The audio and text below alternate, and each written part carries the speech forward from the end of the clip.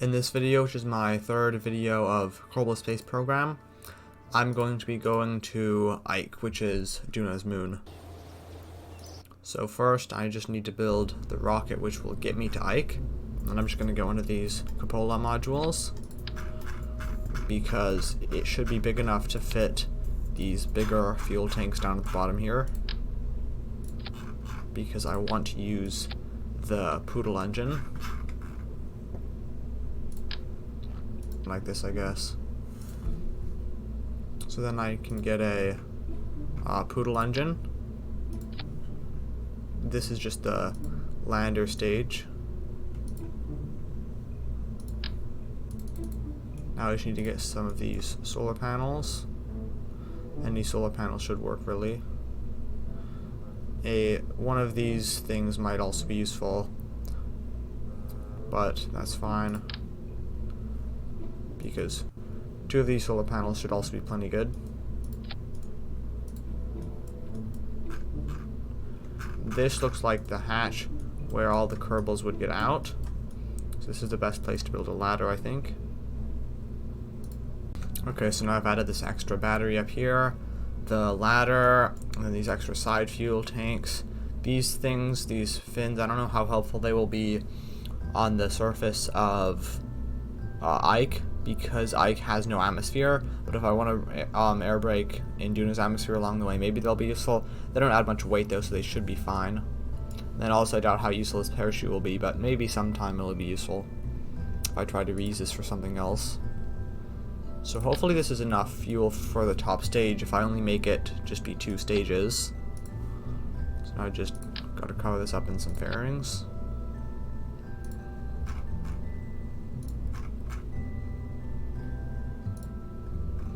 So now all I've got to do is just build this bottom stage here. I wish that I didn't have to use quite so big of this fairing here, but that's fine.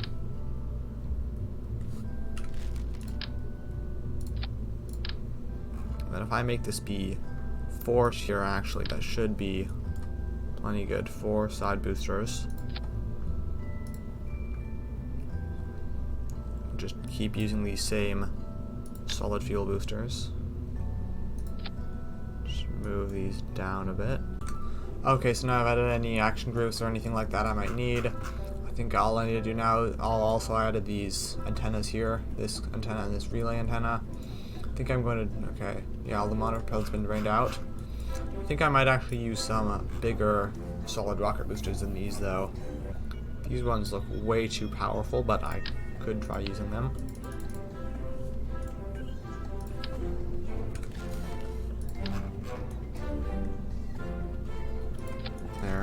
Here. And then these also probably need to be strutted on so that they don't just wobble around a bunch, because sometimes Kerbal Space Program does that. It's kind of weird.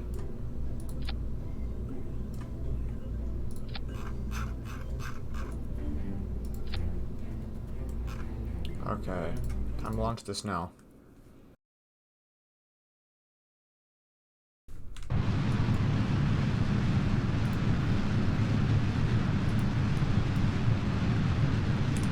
This thing seems to have way more solid rocket boosters than it really needs.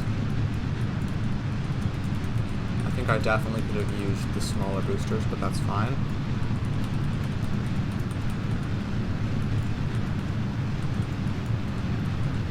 Whoa, this thing's accelerating so fast just from all these solid rocket boosters. These things are just complete overkill, actually.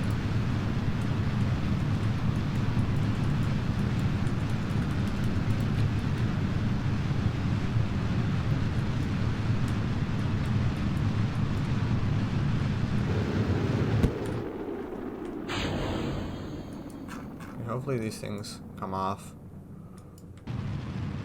Okay. Yeah, this got my apoapsis up way higher than I really needed to. I definitely should have been burning more on my more on this side here, because the more angled you are, it'll increase your periapsis more and your apoapsis less. But this should still be fine. I'll just wait until I get higher up, and I'll just start out with a bigger orbit than normal, I guess.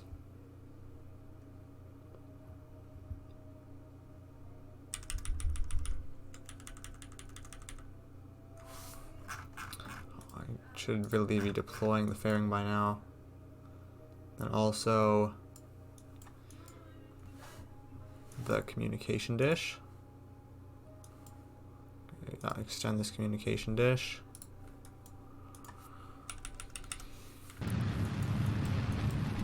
And then not only extend that communication dish, also make sure to extend the solar panels.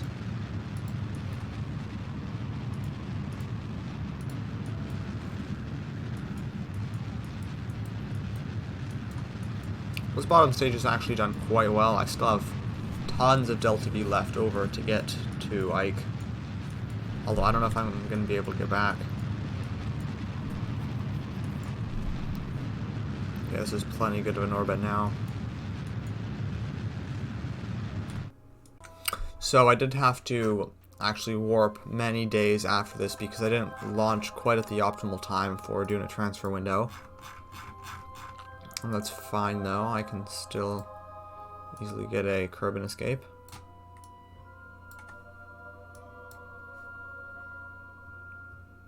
Okay, that looks like about the right time.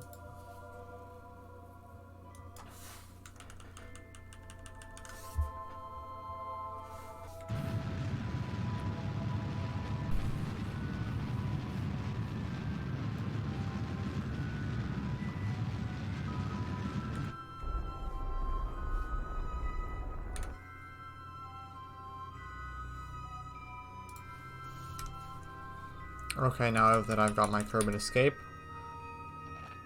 I should just be able to warp until the Kerbin escape. Yeah, this isn't great because now I'm just going to have this random piece of space junk just floating around because of this extra booster on the bottom here. This booster here is just going to add more space junk that's just going to forever be orbiting the sun. So that's not great. So now I just have to set Duna as my target.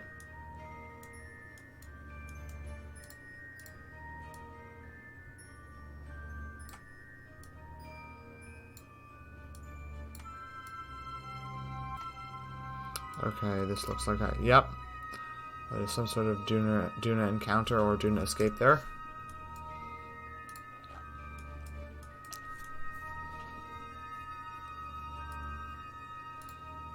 Yeah, it is kind of unfortunate that I'm just going to be leaving this booster orbiting the sun forever.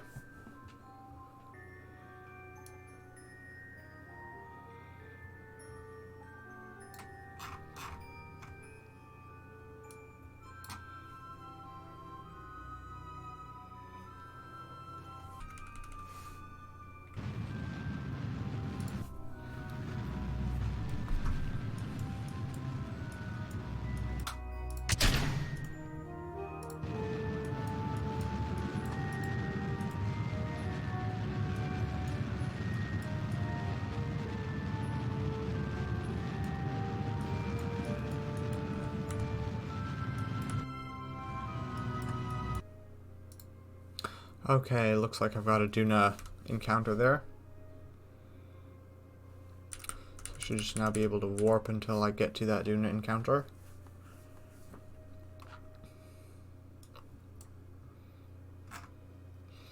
Yeah, it looks like this thing's definitely going to have plenty of extra Delta V just to get to Ike.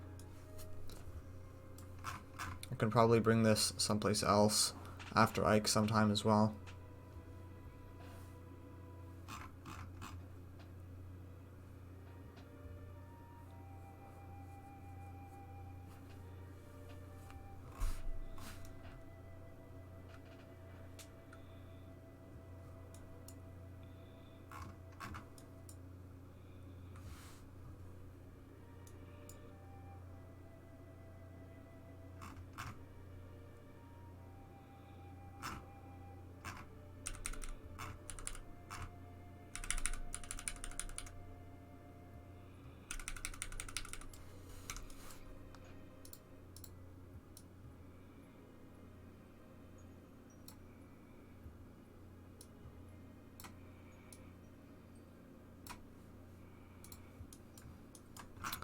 Okay, that looks like a decently good Duna orbit there.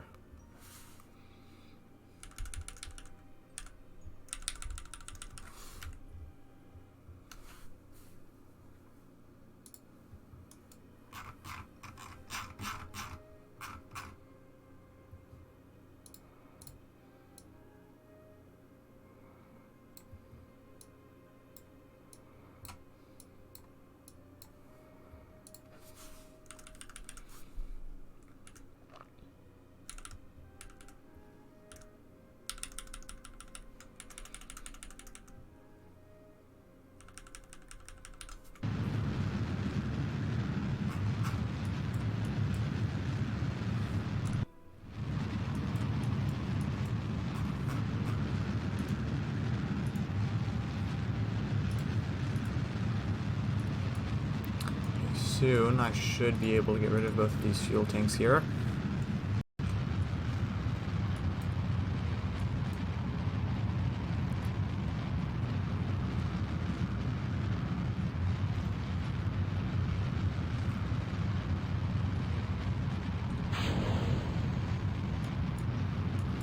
That's just even more space junk.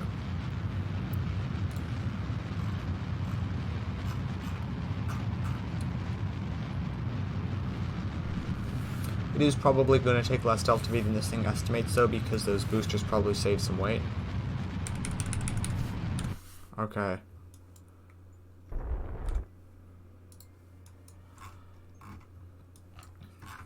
So now I've just got to get down to where Ike is.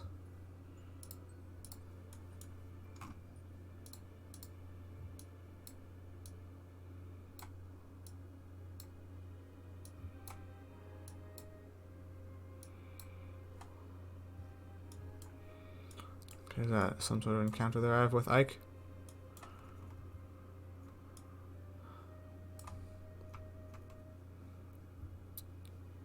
Wow, Ike's gravity field must be pretty strong for there to be that big of a gap between where the encounter and the escape is.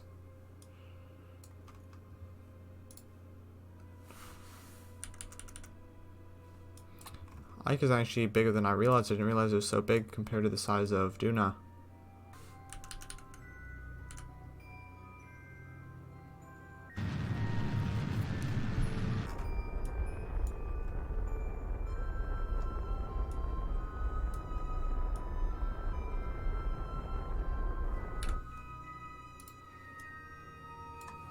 It looks like a decently good Ike encounter and escape.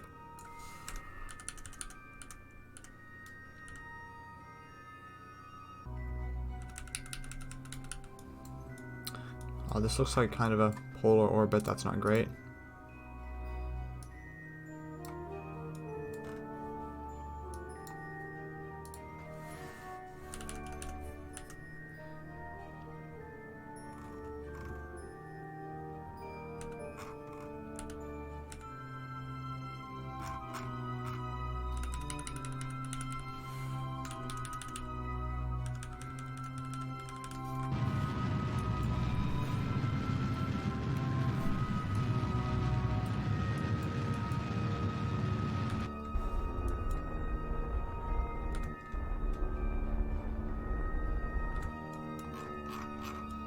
Okay, perfect.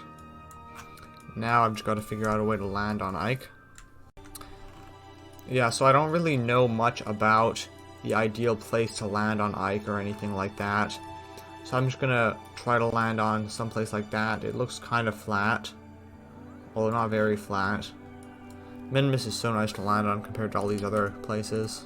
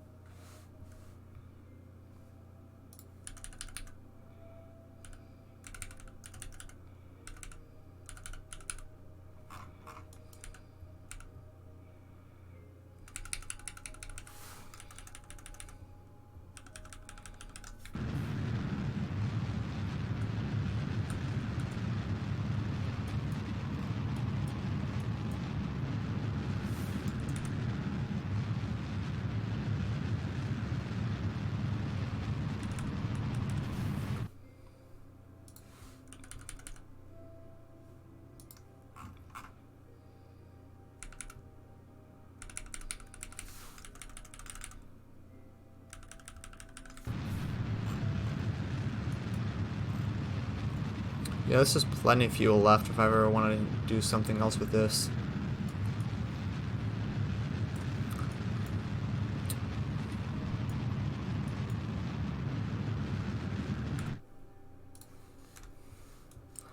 Okay, this looks like a decent enough place to land.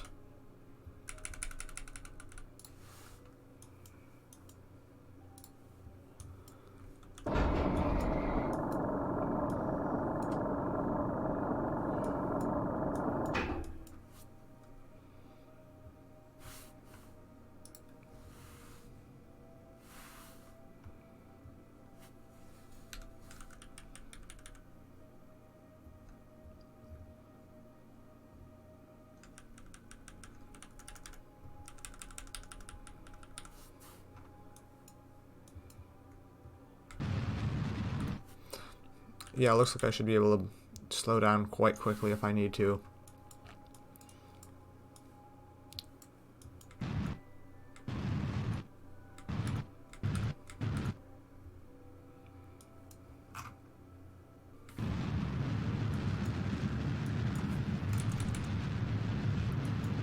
Yeah, it does look like I slowed down a bit too early. It's fine though, that just makes it less efficient.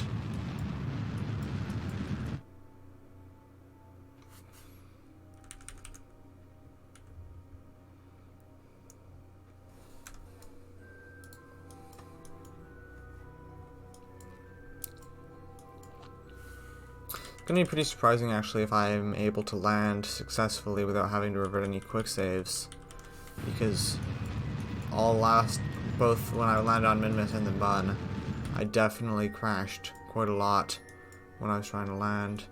Actually, I don't know about the Mun. I don't know if I crashed there or not. But on Minmus I definitely crashed a lot in my previous episodes. This is quite a steep hill, actually.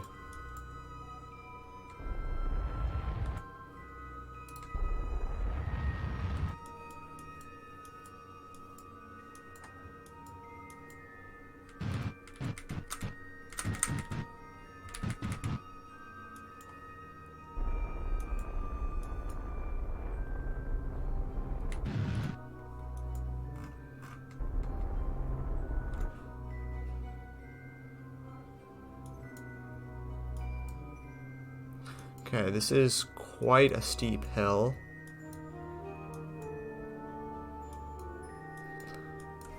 Even though this is a steep hill, it looks like I have managed to land safely. And on the first try, too. Yeah, I should have placed these antennas farther away from each other. They still work, though, even though they're clipping into each other. Okay, yeah, it looks like even though this is quite on a steep hill, this is still able to land here just fine. So let's EVA this guy and plant a flag.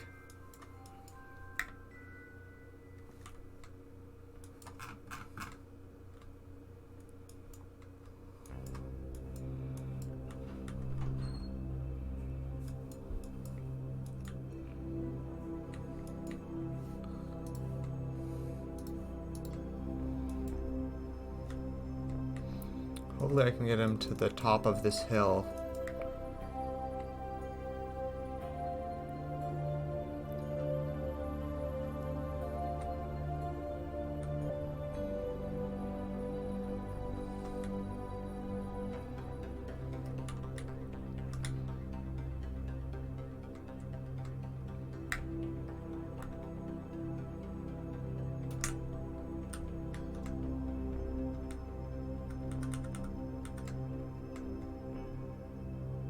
Okay. Yeah, this is probably the highest hill anywhere nearby. I guess I could keep going up, but I don't want to run out of EVA fuel. Okay.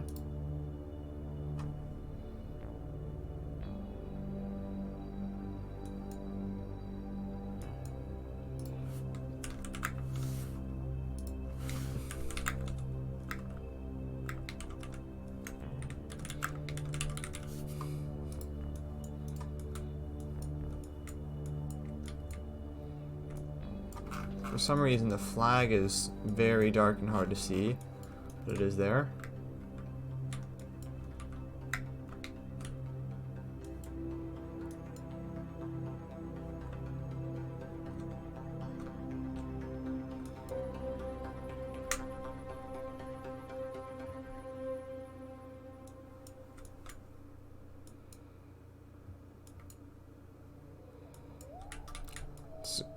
It's a good thing how durable Kerbals are. They can crash into the ground quite a lot and be completely fine.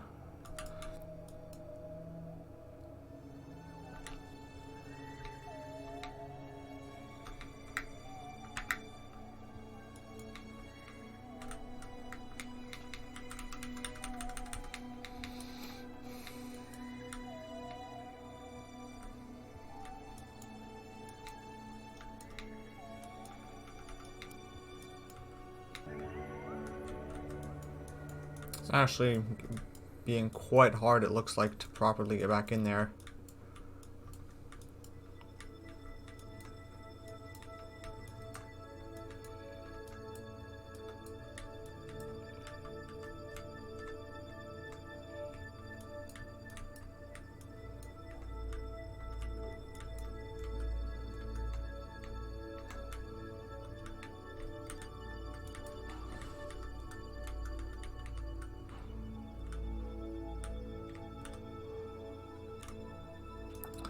Okay, so while this Kerbal is still stranded on Ike, at some point I'm going to get him off of Ike and back to Kerbin eventually. And for the first time this series of all three of my videos, I managed to land first try, so I'd say it's gone pretty well. Hope you enjoyed this, and I hope you watch some more of my videos.